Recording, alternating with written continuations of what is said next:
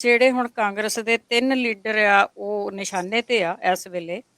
ਉਹਨਾਂ ਦੇ ਵਿੱਚ ਇੱਕ ਅੱਧਾ ਤੇ ਮੇਰੇ ਖਿਆਲ ਅੰਦਰ ਹੀ ਹੈਗਾ ਤੇ ਜਿਹੜੇ ਹੋਰ 2 ਬਾਹਰ ਫਿਰਦੇ ਆ, ਕਿਹੜੇ-ਕਿਹੜੇ ਕੇਸਾਂ ਦੇ ਵਿੱਚ ਉਹਨਾਂ ਤੇ ਨਿਸ਼ਾਨਾ ਕੱਸਿਆ ਜਾ ਰਿਹਾ? ਬਿਲਕੁਲ ਜੀ, ਕਾਂਗਰਸ ਪੰਜਾਬ ਦੀ ਜੀ ਕਾਂਗਰਸ ਲੀਡਰਸ਼ਿਪ ਦੀ ਗੱਲ ਕੀਤੀ ਜਾਵੇ ਤਾਂ 2 ਤਰ੍ਹਾਂ ਨਾਲ ਨਿਸ਼ਾਨੇ ਤੇ ਆ। ਇੱਕ ਅੱਜ ਕੱਲ੍ਹ ਉਹ ਬੀਜੇਪੀ ਦੇ ਨਿਸ਼ਾਨੇ ਤੇ ਆ ਕਿ ਬੀਜੇਪੀ ਉਹਨਾਂ ਨੂੰ ਪੱਟਣ ਨੂੰ ਫਿਰਦੀ ਆ, ਰਲਾਉਣ ਨੂੰ ਫਿਰਦੀ ਆ ਕਿ ਸਾਡੇ ਕੋਲ ਉਹ ਵਾਸ਼ਿੰਗ ਮਸ਼ੀਨ ਹੈਗੀ ਆ ਜਿਸ 'ਚ ਨਹਾਉਂਦੇ ਹੀ ਤੁਸੀਂ, ਧੋਂਦੇ ਹੀ ਤੁਸੀਂ ਦੁੱਧ ਧੋਤੇ ਹੋ ਜਾਓਗੇ, ਤੁਹਾਡੇ ਸਾਰੇ ਦਾਗ ਅਸੀਂ ਧੋ ਦਾਂਗੇ, ਬੀਜੇਪੀ 'ਚ ਆ ਜਾਓ। ਤੇ ਦੂਜੀ ਕਾਰਵਾਈ ਲਈ ਭਗਵੰਤ ਮਾਨ ਹੋਰਾਂ ਦੀ ਸਰਕਾਰ ਉਤਾਵਲੀ ਆ, ਕਾਹਲੀ ਆ, ਤੁਸੀਂ ਕਹਿ ਸਕਦੇ ਹੋ ਕਿ ਉਹਨਾਂ ਨੂੰ ਲੱਗਦਾ ਕਿ ਹਾਂ ਇਸ ਤਰ੍ਹਾਂ ਸਾਡੀਆਂ ਕੁਝ ਖਾਮੀਆਂ ਵੀ ਢੱਕੀਆਂ ਜਾ ਸਕਦੀਆਂ। ਔਰ ਅਸੀਂ ਇਹ ਵਾਅਦਾ ਵੀ ਕਰਕੇ ਆਏ ਸੀ ਕਿ ਜਿਹੜੇ ਪੁਰਾਣੇ ਘੁਟਾਲੇ ਨੇ, ਪੁਰਾਣੇ ਮਤਲਬ ਕਿ ਪੰਜਾਬ ਨੂੰ ਲੁੱਟਣ ਵਾਲੀਆਂ ਜਿਹੜੀ ਧਿਰਾਂ ਨੇ, ਅਸੀਂ ਉਹਨਾਂ ਤੇ ਕਾਰਵਾਈ ਕਰਾਂਗੇ। ਸੋ ਇਸ ਤਹਿਤ ਬੇਸ਼ੱਕ ਲਿਸਟ ਕਾਫੀ ਲੰਬੀ ਚੱਲੀ ਆਉਂਦੀ ਹੈ ਪਿਛਲੇ ਸਮੇਂ ਤੋਂ, ਚਾਹੇ ਉਹ 'ਚ ਇੱਕ ਮੰਤਰੀ ਅੰਦਰ ਵੀ ਸਾਬਕਾ ਕਾਂਗਰਸੀ ਮੰਤਰੀ ਦੇ ਦਿੱਤਾ ਗਿਆ ਸਾਹਿਬ ਸਿੰਘ ਧਰਮਸੋਤ ਹੋਰੀ, ਉਹ ਜੰਗਲਾਤ ਦਾ ਮਾਮਲਾ ਕਿ 500 ਰੁਪਏ 'ਚ ਦਰਖਤ ਕੱਟਣ ਦੇ ਪੈਸੇ ਲਏ, ਕਿ ਗੈਰ ਕਾਨੂੰਨੀ ਦਰਖਤ बढ़ाए भी, तो हर दरख्त पिछे 500 रुपया लिया। फिर उस बाद दूआ मंत्री भी अजे उन्होंने ये तो बाद जो चन्नी के टाइम च बनया वो भी चर्चा च कि वो तो बाड़ दे ही मतलब बाड़ भी खा गया, तो इसलिए वो भी निशाने ते है। फिर इस तरह जिहड़े मतलब कि तृप्तिंदर बाजवा ने वो भी निशाने ते ने।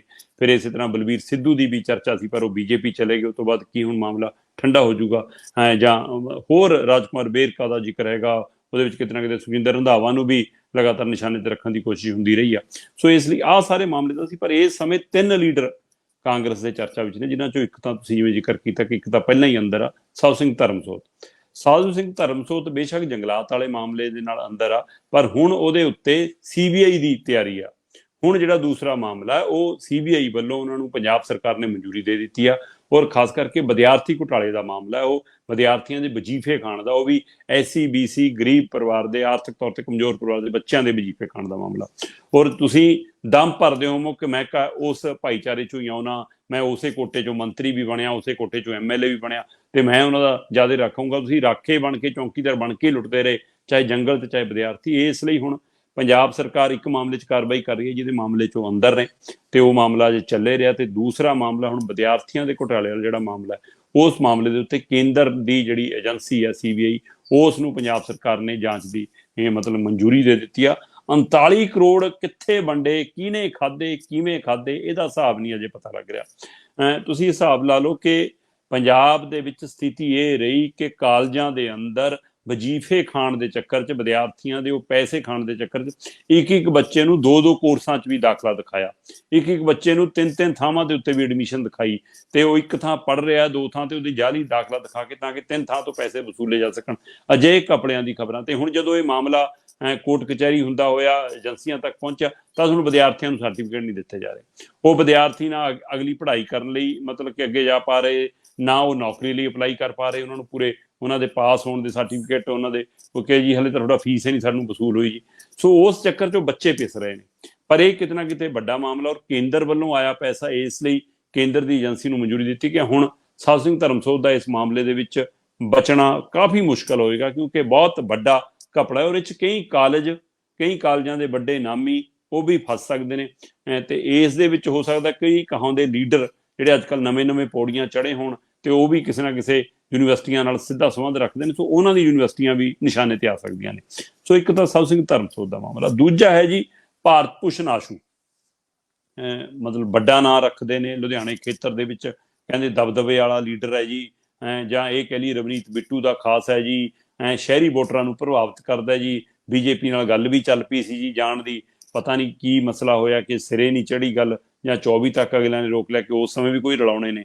ਪਰ ਇੱਧਰ ਪੰਜਾਬ ਸਰਕਾਰ ਨੇ ਜ਼ਰੂਰ ਮੋਰਚਾ ਖੋਲ੍ਹ ਲਿਆ ਜੀ, ਭਗਵੰਤ ਮਾਨ ਹੋਰਾਂ ਨੇ ਜ਼ਰੂਰ ਇਹਨਾਂ ਖਿਲਾਫ ਮੋਰਚਾ ਖੋਲ੍ਹ ਰਿਹਾ। ਵਿਜੀਲੈਂਸ ਵੱਲੋਂ ਬਕਾਇਦਾ ਜਾਂਚ ਦੇ ਨਿਰਦੇਸ਼ ਦੇ ਦਿੱਤੇ ਗਏ ਨੇ, ਬਕਾਇਦਾ ਭਾਰਤ ਭੂਸ਼ਣ ਆਸ਼ੂ ਨੂੰ ਨਾਮਜ਼ਦ ਕਰ ਲਿਆ ਗਿਆ। ਅਸਲ 'ਚ ਭਾਰਤ ਭੂਸ਼ਣ ਆਸ਼ੂ ਇਸ ਲਈ ਨਿਸ਼ਾਨੇ ਦੇ ਸੀਗੇ ਕਿ ਇਹ ਫੂਡ ਸਪਲਾਈ ਵਿਭਾਗ ਦੇ ਮੰਤਰੀ ਸੀ, ਔਰ ਫੂਡ ਸਪਲਾਈ ਵਿਭਾਗ ਦੇ ਵਿੱਚ ਫੂਡ ਦੇ ਅਨਾਜ ਦੇ ਢੋਆ ਢਵਾਈ ਦੇ ਹਵਾਲੇ ਨਾਲ ਜਿਹੜਾ ਮਸਲਾ ਖੜਾ ਹੋਇਆ ਉਹ ਸੀਗਾ ਕਿ ਭਾਈ ਉਸ ਟਾਈਮ ਸਕੂਟਰ, ਮੋਟਰਸਾਈਕਲ, 2 ਵੀਲਰ ਦੇ 3 ਵੀਲਰ ਦੇ ਨੰਬਰਾਂ ਵਾਲੇ ਟਰੱਕ ਸਾਹਮਣੇ ਲਿਆਂਦੇ ਗਏ ਕਿ ਇਹਨਾਂ 'ਚ ਮਾਲ ਢੋਇਆ ਜੀ, ਉਹ ਨੰਬਰ ਜਾਲੀ ਸੀਗੇ। ਸੋ ਇਸ ਨੂੰ ਲੈ ਕੇ ਸਵਾਲ ਖੜਾ ਹੋਇਆ। 16 ਅਗਸਤ ਨੂੰ ਇਸ ਮਾਮਲੇ ਦੇ ਵਿੱਚ ਗੁਰਦਾਸ ਰਾਮ ਮਤਲਬ ਜਿਹੜਾ ਐਂਡ ਕੰਪਨੀ ਦਾ ਮਾਲਕ ਆ ਤੇਲੂ ਰਾਮ, ਉਹਨੂੰ ਗ੍ਰਿਫਤਾਰ ਕਰ ਲਿਆ ਗਿਆ ਸੀ। ਉਰੇ ਕਹਿੰਦੇ ਭਾਰਤ ਭੂਸ਼ਣ ਆਸ਼ੂ ਦਾ ਖਾਸ ਦੱਸਿਆ ਜਾਂਦਾ, ਇਹਦੇ ਰਾਹੀਂ ਕਾਰੋਬਾਰ ਹੁੰਦਾ ਸੀ। ਫਿਰ ਇਸੇ ਚੱਕਰ ਦੇ ਵਿੱਚ ਵਿਜੀਲੈਂਸ ਬਿਊਰੋ ਨੇ ਕੈਬਨਿਟ ਮੰਤਰੀ ਭਾਰਤ ਭੂਸ਼ਣ ਆਸ਼ੂ ਦੇ ਜਿਹੜਾ ਪੀਏ ਸੀਗਾ ਜਾਂ ਉਹਦਾ ਨੇੜਲਾ ਸਾਥੀ ਦੱਸਿਆ ਜਾਂਦਾ ਪੰਕਜ ਮਲਹੋਤਰਾ ਨੂੰ ਨਾਮਜ਼ਦ ਕੀਤਾ, ਪਰ ਉਹ ਅਜੇ ਗ੍ਰਿਫਤ 'ਚ ਨਹੀਂ ਆਇਆ।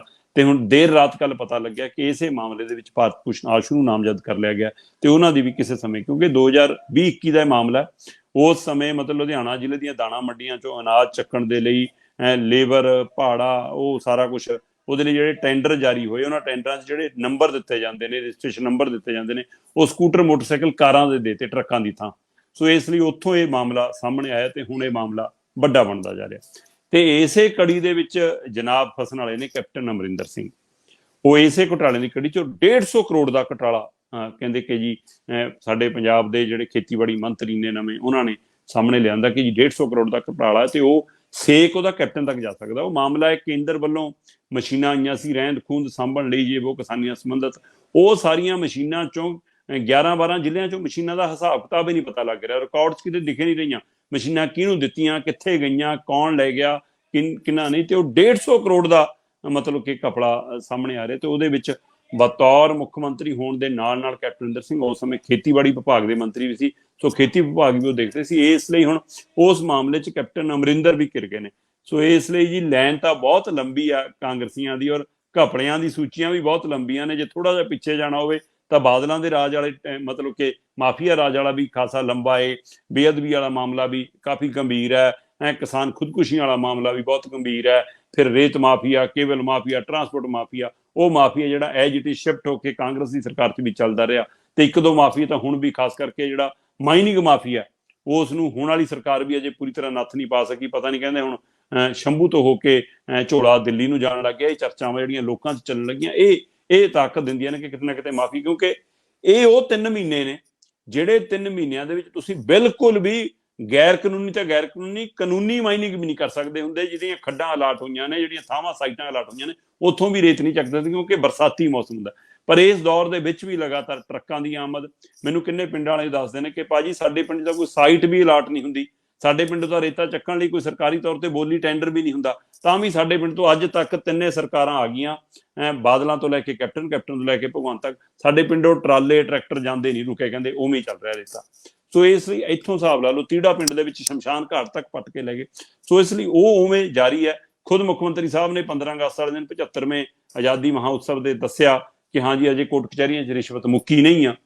ਸੋ ਇਸ ਲਈ ਜਿਹੜਾ ਪੁਰਾਣੇ ਕਪੜੇ ਨੇ ਬਾਦਲਾਂ ਤੋਂ ਲੈ ਕੇ ਕਾਂਗਰਸੀਆਂ ਦੇ ਰਾਜ ਤੱਕ, ਉਹ ਸਾਰਿਆਂ ਦੀ ਪਰਤ ਦਰ ਪਰਤ ਖੁੱਲਣ ਲੱਗੀ ਆ। ਸੋ ਇਸ ਲਈ ਇੱਕ ਮੰਤਰੀ ਪਹਿਲਾਂ ਹੀ ਉਹਨਾਂ ਦਾ ਅੰਦਰ ਆ, ਉਸ ਨੂੰ ਇੱਕ ਹੋਰ ਮਾਮਲੇ 'ਚ ਹੁਣ CBI ਨੇ ਲਾਈਨ ਤੇ ਲੈ ਲਿਆ, ਦੂਸਰਾ ਭਾਰਤ ਭੂਸ਼ਣ ਆਸ਼ੂ ਹੈ, ਤੇ ਤੀਸਰਾ ਹੁਣ ਕੈਪਟਨ ਵੀ ਇਸ ਲਾਈਨ 'ਚ ਖੜੇ ਨੇ। ਕੀ ਉੱਥੇ ਤੱਕ ਸੇਕ ਜਾਂਦਾ ਜਾਂ BJP ਵਾਲੇ ਛੇੜਨਗੇ ਨਹੀਂ, ਇਹ ਦੇਖਣ ਵਾਲੀ ਗੱਲ ਹੋਈ।